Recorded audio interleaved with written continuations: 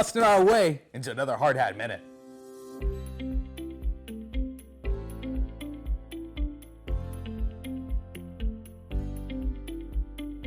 Hey everybody, Jordan Meserole here. Thanks for tuning in to another Hard Hat Minute. And we're up here in the dining room joined by our special guest, Joe Mendez, for another guest appearance. Thanks, Joe, you got a little bit of different uniform on here. Yeah, I do. So just like the rumors that Jason Kelsey is going to retire, I'm hearing that potentially the Hard Hat Minute is going to be retired soon. Spoiler alert. We'll talk about that in a little bit. So it bothers me being that close to green, but we'll you know, I know I'm wearing my Texas shirt today, but all that to say, we're up here in the dining room. And so Joe, let's jump right into it and let's talk a little bit about what's the overall timeline for completion from here. Sure. So we are hoping to get possession of the space for us to start our work to get set up sometime in early March. And then it's going to take us some weeks to get ready, a little bit of shutdown to train the staff.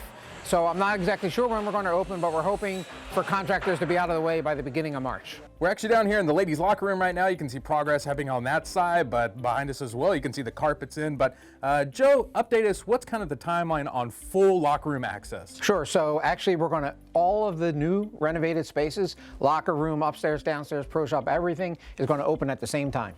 We're downstairs now in the lower turn grill. You see the bar is now being constructed, getting closer every day. And Joe, once the contractors are done and they've moved out, what does the transition process look like for Doylestown? Sure, so when the contractors turn over the space to us, that will mean a punch list is also completed. We will then start our process of bringing in computers, telephones, setting up bars, glassware, tables, getting training ready for the staff, understanding the new spaces and how they're going to flow. So there's a several week process, probably upwards of 4 weeks, for us to get the club in the spot where it needs to be. And we'll have some period of shutdown where we'll do a training of all of the team, as well as a little bit of a soft opening so we make sure we get it right. So when we open for the members the first time, we at least are in the best position to be successful.